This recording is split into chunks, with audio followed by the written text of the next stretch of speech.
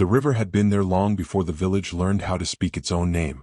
It moved slowly through the land, wide and dark, carrying the color of old soil and older memories.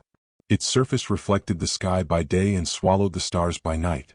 To most people it was only water, useful for drinking, washing, and farming. But the elders knew better, even if they never said it out loud. This river remembered things. Things people wanted to forget. It had watched the village grow from scattered huts into rows of homes.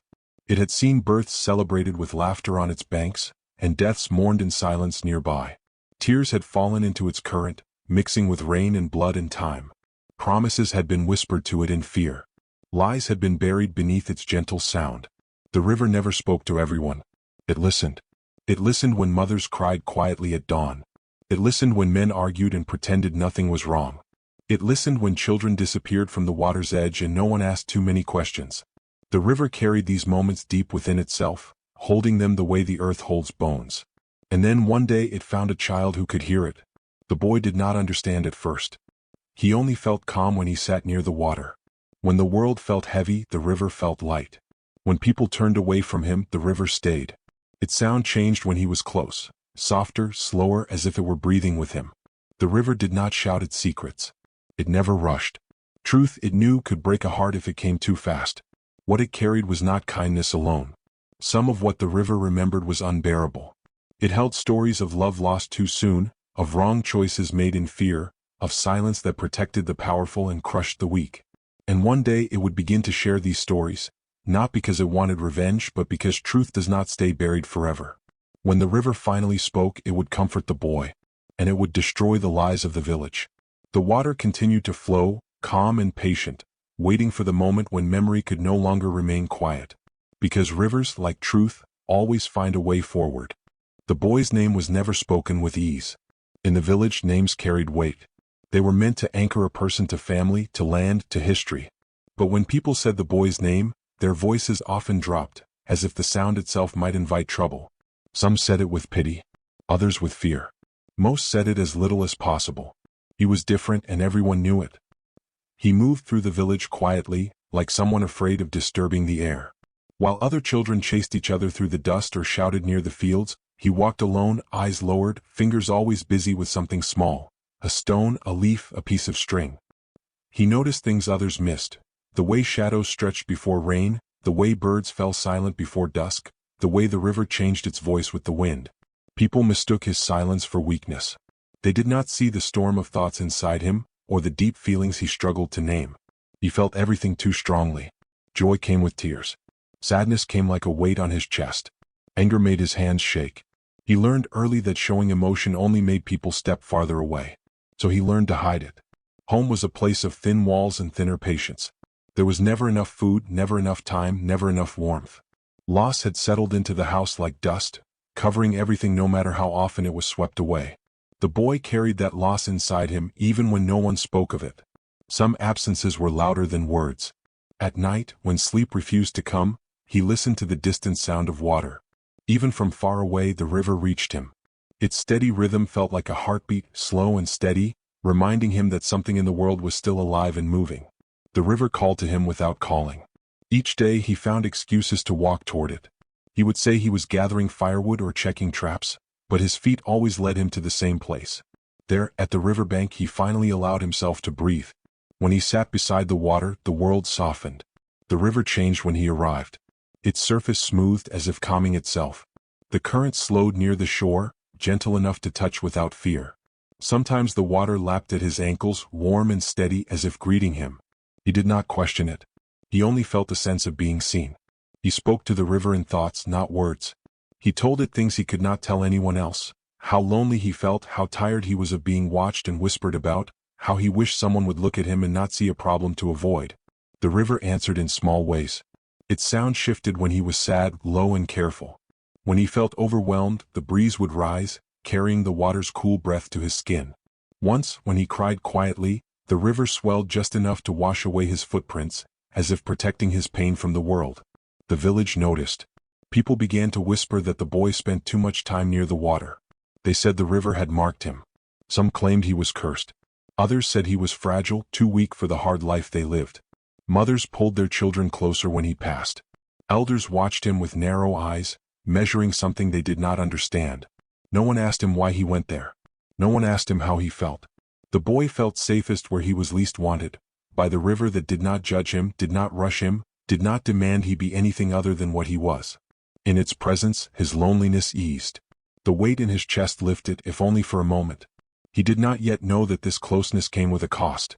For the river does not choose without reason. And the boy, in his quiet listening, was becoming something more than different. He was becoming a keeper of what the river remembered, whether he was ready or not. The first time the river truly spoke, the boy did not understand what was happening.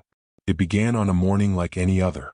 The sky was pale, the air still cool from the night. The village had not yet woken fully, and the world felt quiet enough to hold secrets. The boy walked to the river as he always did, following the narrow path worn by his own footsteps.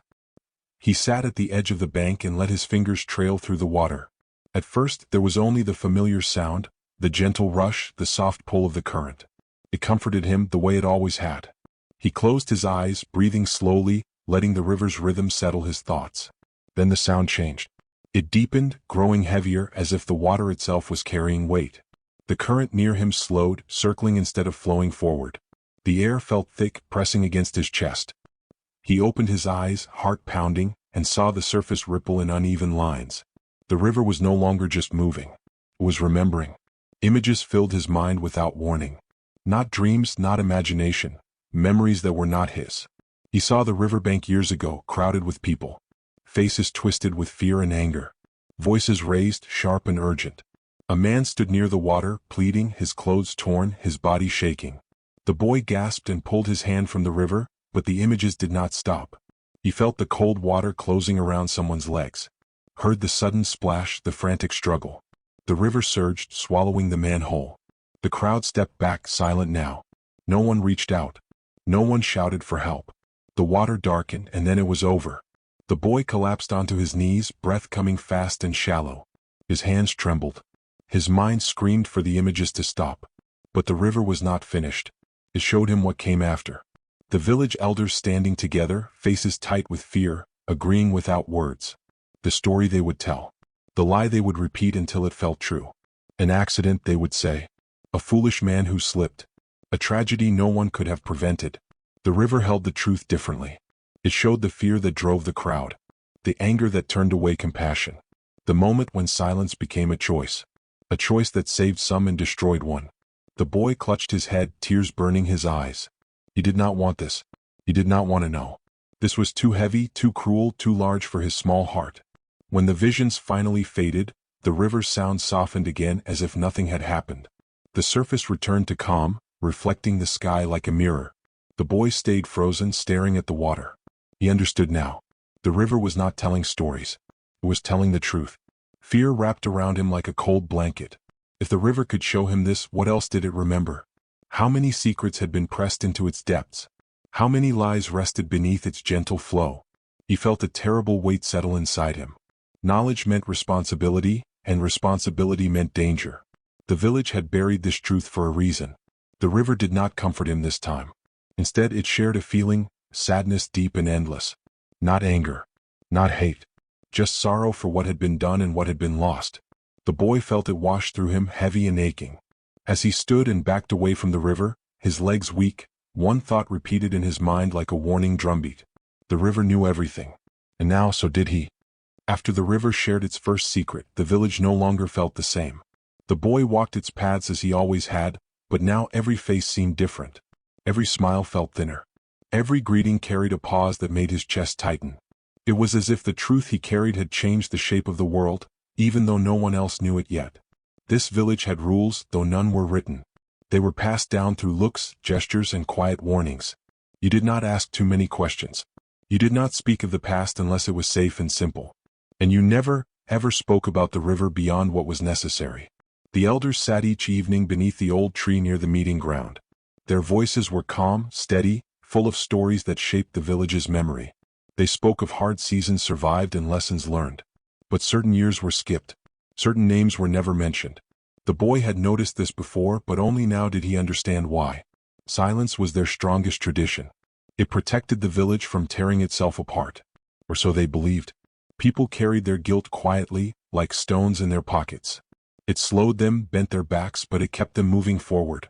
They told themselves that forgetting was the same as healing. That time would soften the truth until it no longer mattered. The river knew better.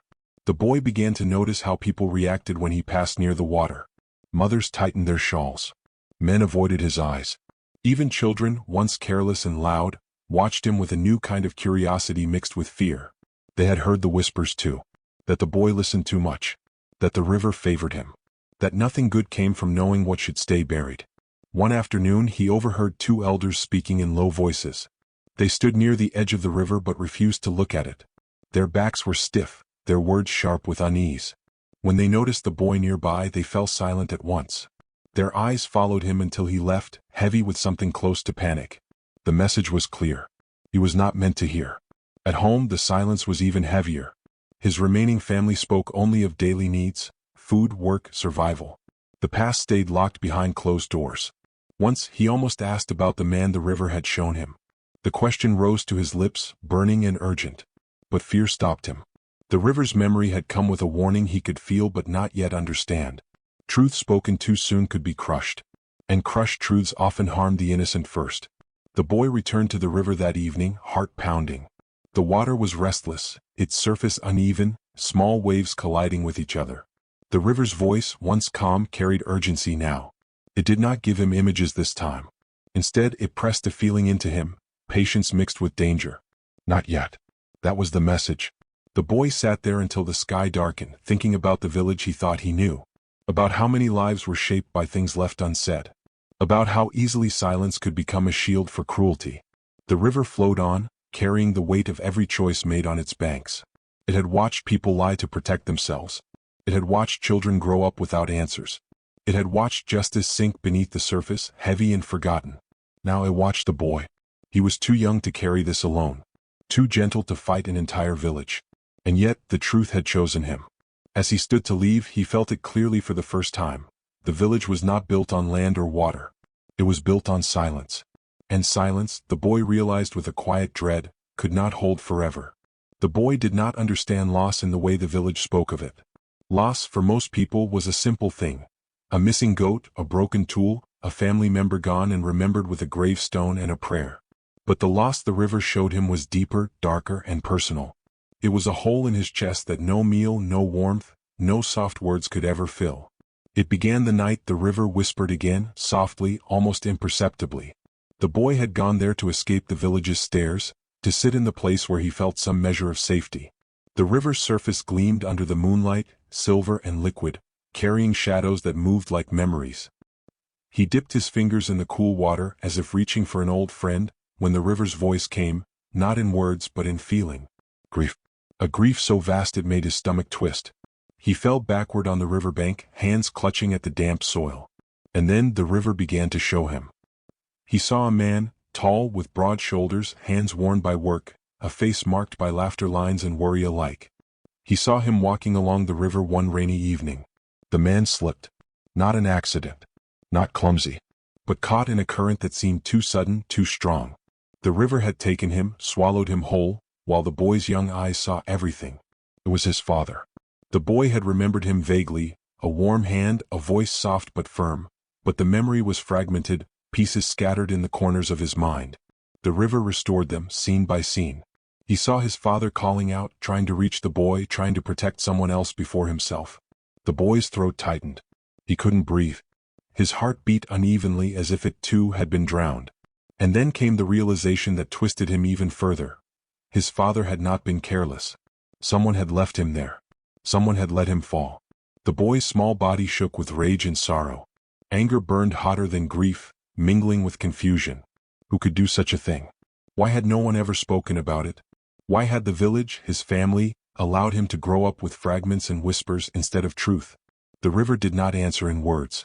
It only carried the images, the echoes of water rushing, of hands reaching, of a father disappearing into darkness. And it carried another feeling, helplessness. The water trembled with the sense that even it could not undo what had been done.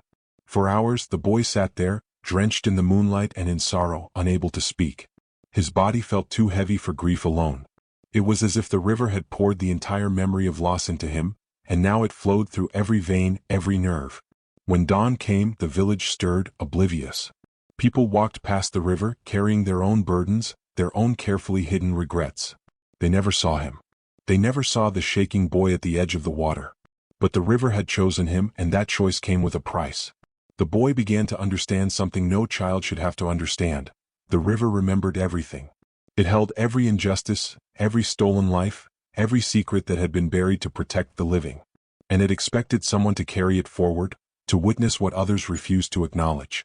4 days he did not leave the riverbank. He did not speak. He did not eat much, and when the village called his name, he did not answer. He only sat, staring into the dark water, feeling the sorrow flow into him, trying to make sense of it.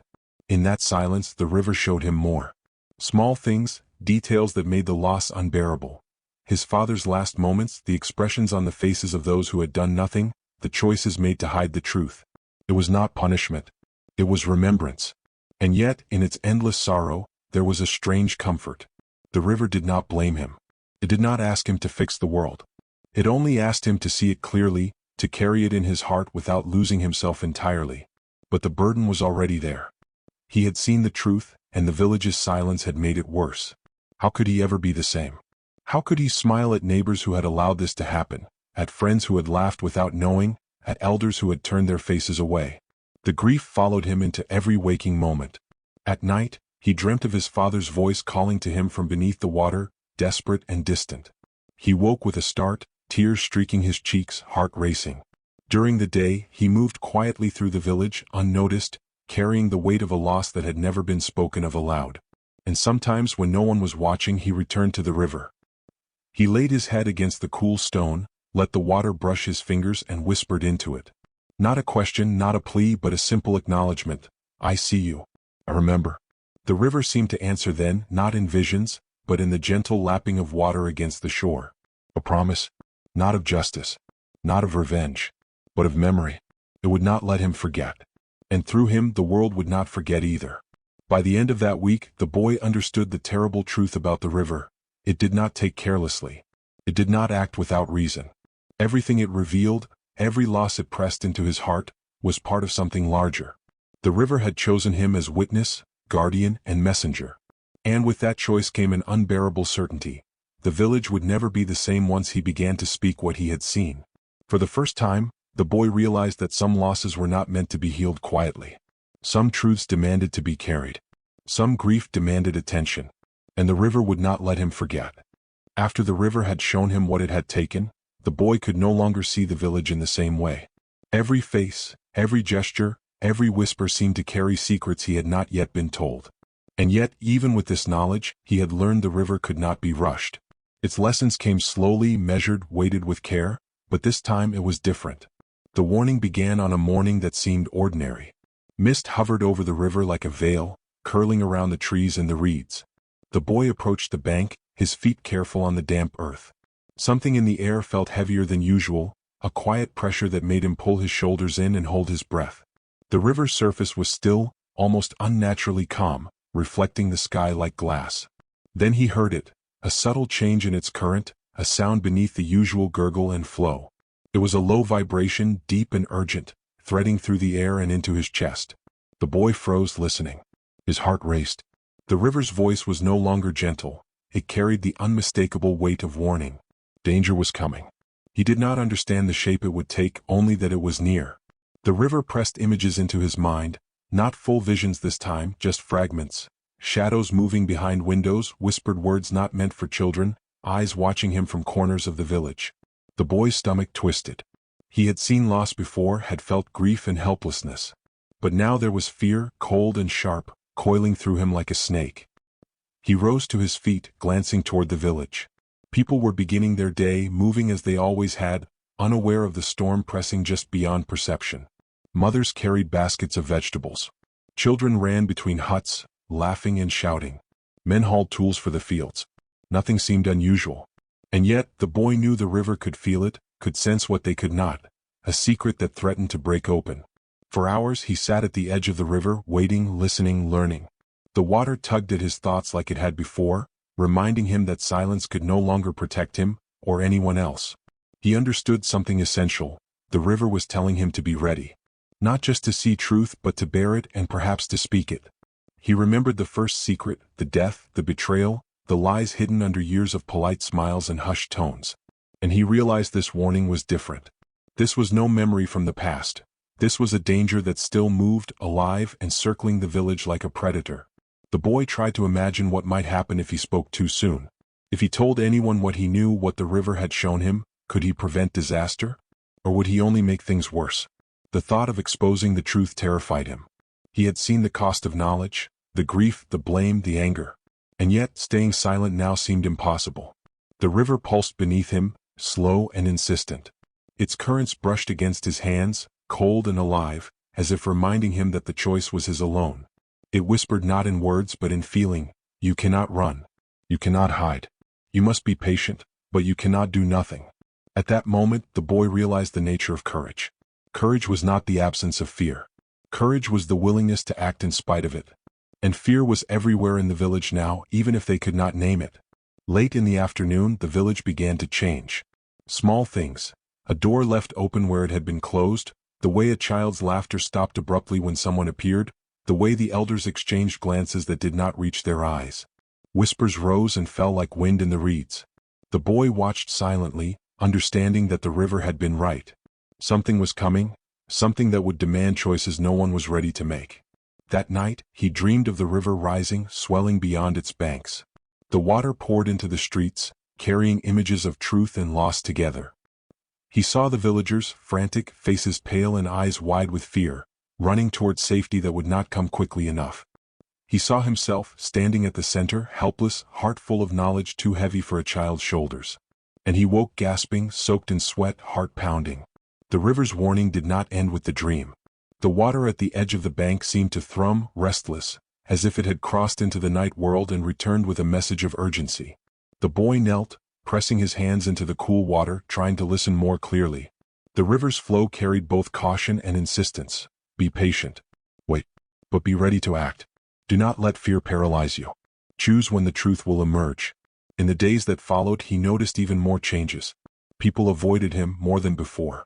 Conversations stopped when he approached. Eyes darted to the river as if suspecting something he could not yet name. The boy realized that danger was not only in the unknown. It was in the village itself, in the fear, in the secrets, in the stubborn insistence on silence. By the end of the week, the boy felt the weight of what he carried pressed down like stone. The river's warning had become a pulse in his chest, a rhythm he could not escape. It was not simply about the past anymore. The village teetered on the edge of something it had long ignored, the consequences of unspoken truths. And the boy, small and quiet, understood that he could not avoid being part of it. For the first time he felt the full burden of his role. The river had chosen him not only to remember but to act. It had taken his innocence, and now it demanded courage. He had seen loss, grief, and betrayal, but now he had to face something else, choice. And the river, patient and eternal, waited with him, beneath the surface, beneath the calm, beneath the words no one dared to speak. The warning was clear. The river never moved without reason. And now it was moving for him. For days the boy tried to ignore the river. He walked past its banks without pausing, telling himself he would stay busy in the village. He helped with chores, carried water, ran errands, anything to keep his mind off the warnings that had wrapped themselves around his chest. He tried to pretend the river's voice, its urgent pulse beneath the surface, no longer existed. But silence was not so easily achieved. Even as he worked, the images from the river haunted him. The father lost to the water. The crowd that had turned away. The quiet fear pressing over the village like a fog. Every time he closed his eyes, the water flowed again in his mind, reminding him of truths he could not unlearn. He thought that if he ignored it, if he did not speak to the river, if he held his head low, the danger might pass. The village would continue as before. Life would go on. He could survive in the shadows of their silence. But it was not enough. At night, sleep refused to come. He tossed under thin blankets, feeling eyes on him from the darkness, hearing whispers that did not exist. He dreamed of the river rising, swallowing everything he loved, and he ran, calling for help that never came. Each morning he woke exhausted, with the taste of salt in his mouth, tears or river water, he could not tell. The boy's body began to betray him. His hands shook as he carried water. His stomach ached constantly. He could not eat, could not sleep, could not laugh. He was a boy, but he felt like a man carrying centuries of grief on shoulders too small to hold it. Even the villagers noticed. They whispered more than ever about the boy who spent time at the river, the boy who seemed to see things no one else could. Mothers told their children to stay away. Elders shook their heads. The boy felt their fear and judgment like thorns pressing into him from all sides. One evening, he ventured close to the river again, not to speak, not to seek guidance, only to sit quietly. He thought distance might protect him. He thought silence might save him. The river did not care. Its voice rose beneath the surface, low and insistent, almost angry. It tugged at his hands when he touched the water, pulled at his heart, at his mind. It reminded him that silence was no protection. By hiding the truth, he had already begun to harm others. There were people counting on him to act, even if they did not know it yet. The boy pressed his palms over his eyes. "I'm trying," he whispered to himself. "I'm trying." But the river pressed harder. Memories he had tried to forget resurfaced. The father lost, the villagers' guilt, the faces that had turned away. Each one weighed on him, reminding him that ignoring truth was not innocence. It was complicity. He realized then the terrible lesson the river had been teaching him all along. Silence is not safety. Silence is a choice, and choices carry consequences. By keeping quiet, he allowed the village's secrets to continue controlling lives. By avoiding the river, he avoided responsibility, but that avoidance only multiplied the cost of knowledge. The boy's hands went cold. His chest felt as though it were filled with water, heavy and unyielding. He thought of the villagers, unaware, unprepared, blind to what had been buried in their midst. And he knew, with a clarity that cut through fear like a knife, that he could not remain silent any longer. Yet fear still wrapped itself around his mind like a chain. Speaking out meant danger. Speaking out meant anger, blame, perhaps even exile. People might hate him, accuse him, strike at him. The river's truths were not simple. They were heavy. They were cruel. They demanded bravery the boy did not know he possessed. He looked at the river, silver and patient in the moonlight, and felt the pull again. Its currents whispered not words but purpose. You must bear this. You must speak when the time comes. But you must not act recklessly. Wait. Observe. Understand. Then move. The boy shivered. Waiting was torture. Action was risk. And yet, for the first time, he understood the river's meaning. Courage was not the absence of fear. Courage was knowing the danger, feeling the weight, and acting anyway. Silence was no longer an option. By the next morning, the boy moved through the village like a shadow.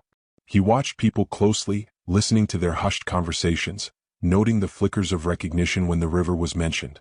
He saw guilt, fear, and avoidance in their eyes. And he carried the knowledge that every moment of inaction made the cost of truth higher. He had tried to be silent. He had tried to hide. But the river would not allow it. That evening he returned to its bank once more, kneeling beside the water. He pressed his hands to the cool surface, feeling its pulse. Its currents pressed insistently against his skin, reminding him that waiting was still part of the path, but only if he remained vigilant. He whispered to the river, voice shaking but firm, "I understand. I will listen. I will act. But not recklessly." The river seemed to respond, swelling slightly at the edge of the bank, restless but patient. It was a promise, not reassurance. The boy would have to face what was coming, but he would not face it alone. In that moment he knew the truth fully. Silence was no longer protection. Silence was betrayal. And the boy would not betray the river, the memory, or the village, not again. The night the river spoke through him, the boy felt a force greater than fear or sorrow. It began quietly, as all things in the river do, subtle, patient, insistent. He had gone to the bank as usual, knees pressed into cold earth, hands tracing the water's edge. The village lay behind him, dark and silent, unaware that everything was about to change. At first, the river's voice came not as images or memories but as a rush of emotion, anger, grief, and longing all flowing together.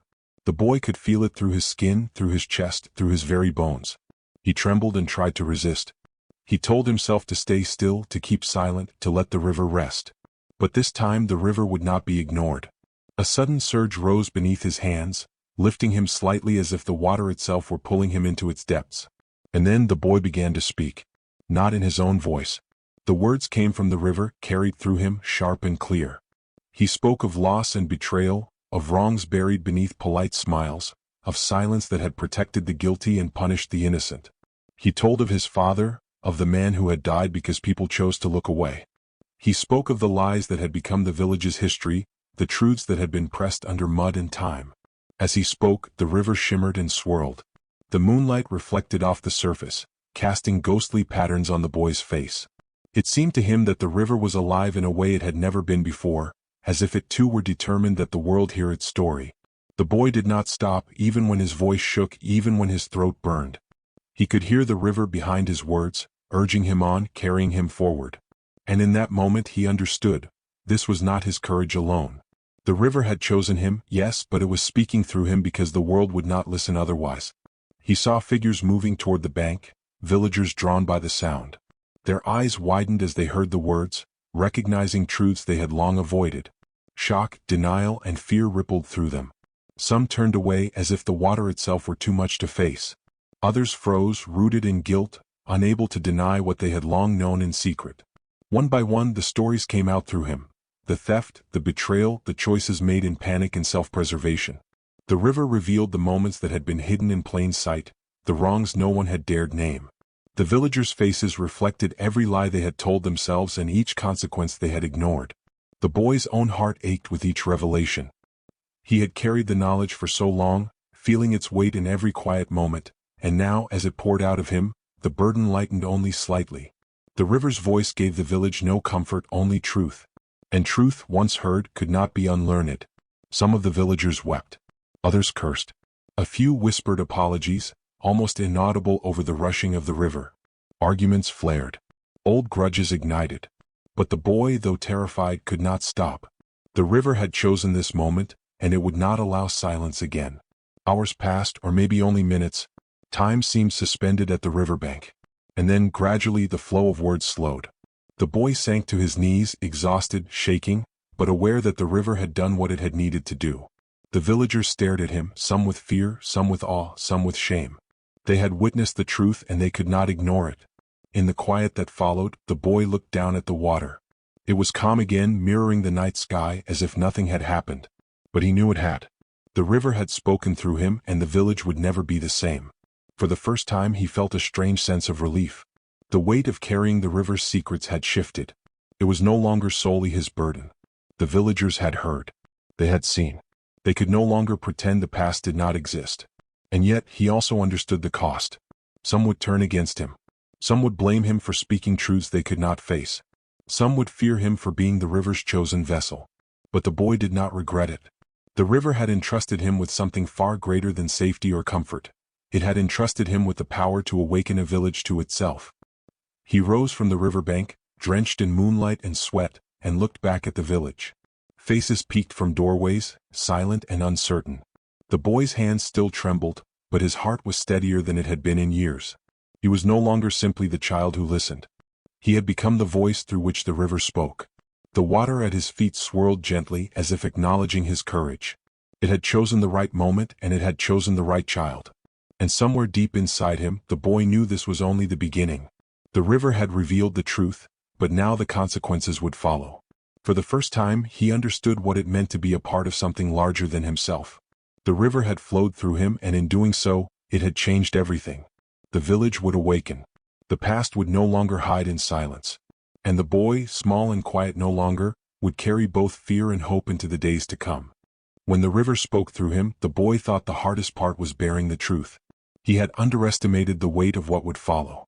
The village, once quiet and ordered by silence, erupted like water bursting from a broken dam. By morning, whispers had become voices and voices had become arguments. Families fractured at the seams. Neighbors who had once shared bread now refused to meet eyes. The elders, guardians of carefully hidden histories, were confronted by young and old alike, their faces pale with fear and shame. The boy walked through the village, his small frame a lonely figure among chaos. Every glance cut him like a knife. Some eyes held fear, some hatred, some sorrow, but all bore the unmistakable weight of recognition. They knew he had spoken what no one dared admit. They knew he had carried the river's memory into the open. Accusations rose like smoke from a fire no one could control. "Why now?" shouted one man, red-faced and trembling. "Why speak of what was done so long ago?" The boy's heart clenched, but he said nothing. He only remembered the river's warning. Truth must be carried and sometimes carried alone. Some villagers, however, sought him out with gratitude disguised as curiosity. A mother pressed her child close, whispering thanks, even as she avoided his gaze. Others, hardened by years of self-preservation, cursed him openly, calling him a troublemaker, a witch's vessel, a bringer of unrest. The boy had expected anger and fear, but even he had not anticipated the ferocity with which some would resist truth. At the riverbank he watched the water churn. The current reflected the turmoil of the village, dark and turbulent, carrying fragments of stories he had revealed. It reminded him of what had been lost, what had been silenced, and what must now be faced. The boy's own emotions were a storm. He had freed the river's memory, but at what cost? Friends who once smiled at him now kept their distance. The adults who had ignored the wrongs of the past now demanded judgment, not reconciliation. Some blamed him for speaking, for awakening memories better left buried. And yet, he knew deep down that remaining silent would have been a betrayal. The consequences rippled far beyond words. Old wounds reopened. Families argued over what had been hidden, over who was responsible, over what must be done now. Some fled their homes, ashamed or angry, seeking distance from the truths that had been forced into light. Others confronted the guilty with trembling hands and heated voices, demanding accountability. The boy witnessed all of it, helpless and trembling, feeling the weight of the river pressing against his chest. He understood now what courage truly meant, not simply speaking but standing amid the chaos that truth brings, knowing some will accept it and others will resist it bitterly. He saw tears flow freely, but they were not only for loss. They were for understanding, for the realization that silence had allowed wrongs to persist. He saw hatred, but he also saw beginnings of apology, small gestures of remorse carried out under heavy skies. The river's words had broken open the surface of the village, and now its current carried both suffering and the possibility of healing. Yet danger lurked too. The boy had expected suspicion but not threats. Some villagers accused him of witchcraft, of consorting with spirits, of disturbing the balance of life. Others whispered that he had summoned misfortune by revealing what had been hidden. Fear hardened into anger, and anger simmered into plans for revenge. The boy knew that at any moment, the fragile peace he had opened could shatter completely. The river reflected this turmoil, its surface no longer calm. Waves collided, foam rising as if echoing the emotional flood engulfing the village. And in that moment, the boy realized the full cost of truth. Freedom was never without danger, and awareness could be as painful as ignorance. But even as the boy's shoulders sagged with the weight of blame and isolation, a quiet understanding settled over him. He had been chosen to carry the river's voice, and in doing so, he had awakened not just the village but himself. He felt a strange sense of connection, as though the river's current had merged with his own pulse. The villagers might hate him. They might fear him. But he had done what no one else could. He had forced the world to face itself. And somewhere beneath the chaos, he sensed the first flickers of something new, hesitant acknowledgement, the faint stirrings of accountability, the beginnings of change. The river calmed only slightly as night fell, reflecting moonlight across turbulent waters. The boy knelt beside it, hands trailing through the cool current. He understood that the flood of consequences would continue. Some wounds would never heal, some relationships might be lost forever, but the truth had been freed. And in that release there was a kind of hope. For the first time in his life, the boy felt that the river had chosen wisely. The cost had been high and the path would be long, but truth, once spoken, has a way of moving forward. And he, small and trembling, would walk that path, carrying both the burden of what had been revealed and the fragile promise of what might yet be made right.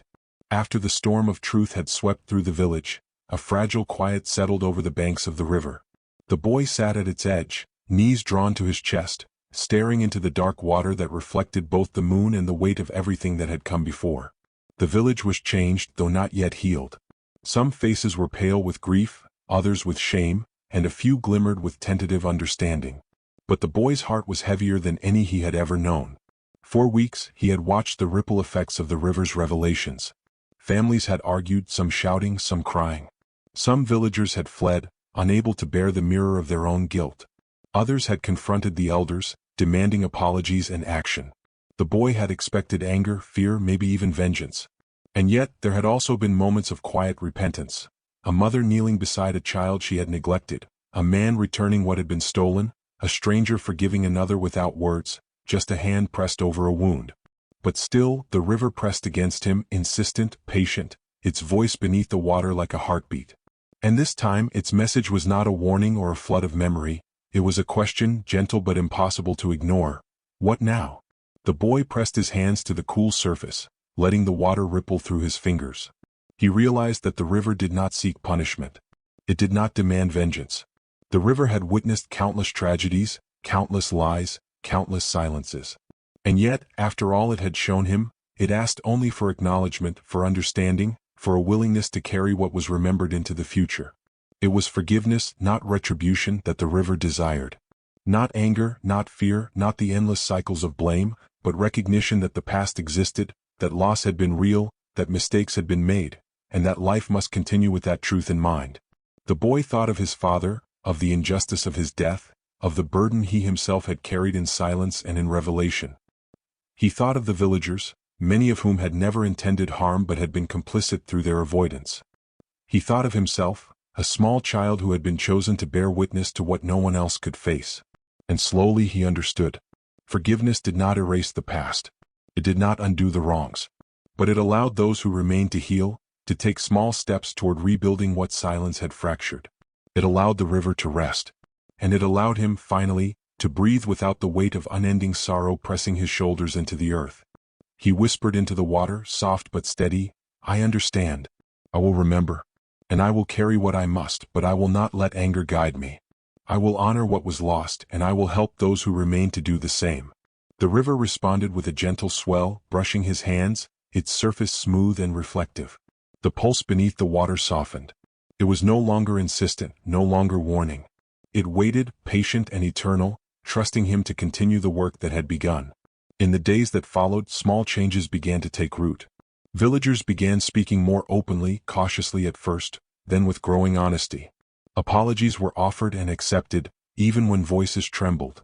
Children played again without fear, their laughter carrying into spaces that had been heavy with unspoken pain.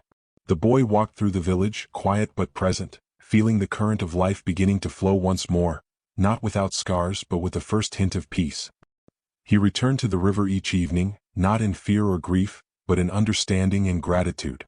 It had chosen him not to punish, not to overwhelm, but to teach him, and through him, the village, the value of truth and the power of forgiveness. The river no longer pressed against him with urgency. Its voice had shifted from warning to guidance, from memory to trust.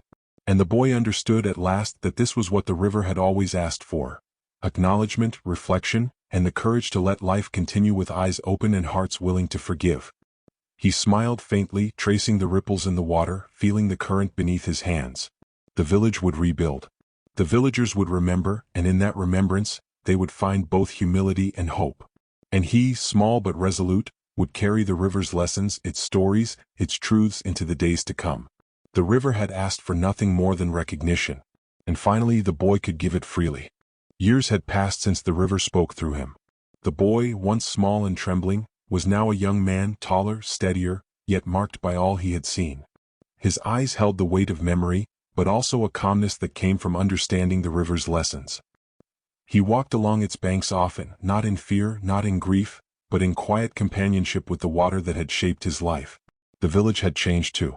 Silence no longer ruled its streets, though respect for the past had grown deeper. People spoke of things once hidden, hesitantly at first, then with a sense of care that had been absent before. Old wounds still ached, but there was a gentleness now, an acknowledgement of loss, of mistakes, and of lives forever altered.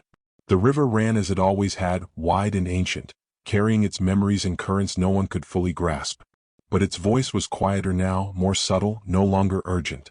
It flowed like a calm reminder that the past remained, yet the present could hold peace. The boy, now a young man, understood that this was its final gift, the knowledge that truth, once faced, could coexist with life. He remembered the first secret the river had shared, the loss of his father, the burden of carrying what the village could not see. He remembered the warning beneath the water, the nights of trembling, the flood of consequences, and the moment he had spoken the river's truth aloud. Each memory was a thread in the tapestry of his life, and he carried them all with quiet strength. The villagers often watched him with a mixture of reverence and curiosity. They had come to understand that the river had chosen a voice, and that voice had been his. Children who once hid behind their mothers now approached him, eyes wide with wonder and trust. Elders nodded in recognition, silently acknowledging that he had endured what they could not, that he had guided the village toward accountability and understanding. The river still whispered occasionally, soft and calm, beneath the surface of its flowing water. Sometimes it reminded him of a forgotten grief, a truth that needed remembering, or a lesson not yet absorbed. Other times, it simply mirrored his own heartbeat, steady and comforting. Its voice had become a companion rather than a burden. The young man often walked along its banks at sunrise, when the mist clung lightly to the water, when the air smelled of earth and hope. He traced patterns in the ripples with his fingers, remembering the days when the river had roared and surged, reflecting the chaos of the village. Now it reflected calm, its lessons learned, its stories honored. He knew that the river's legacy was not only in him. It lived in the village as well. Families had begun to forgive themselves and each other. Secrets, once heavy with shame, were now spoken openly, remembered without judgment.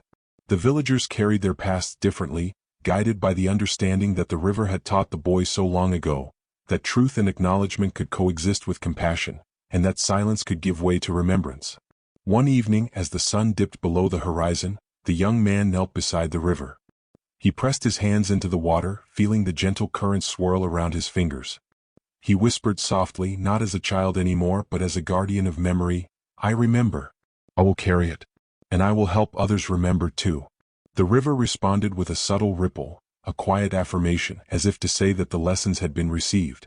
The boy, now a man, smiled faintly, feeling peace settle into his chest for the first time in years. He knew the river would always flow, always remember, and always carry the past forward, but it would no longer speak with the urgency of warning. The stories had been told. The truths had been faced. The legacy was secured. The village, once built on silence, had become a place of memory and acknowledgement. Children played beside the river, elders spoke of past mistakes with humility, and families healed in slow, steady steps. The river had shown them all that life carried both loss and redemption, grief and forgiveness, memory and hope. And as he rose from the riverbank, feeling the earth firm beneath his feet, the young man understood that the river had always been patient, always been alive, and had always spoken through those willing to listen. Now its voice was quiet, its lessons settled, its legacy secure. The river became quiet but not lifeless.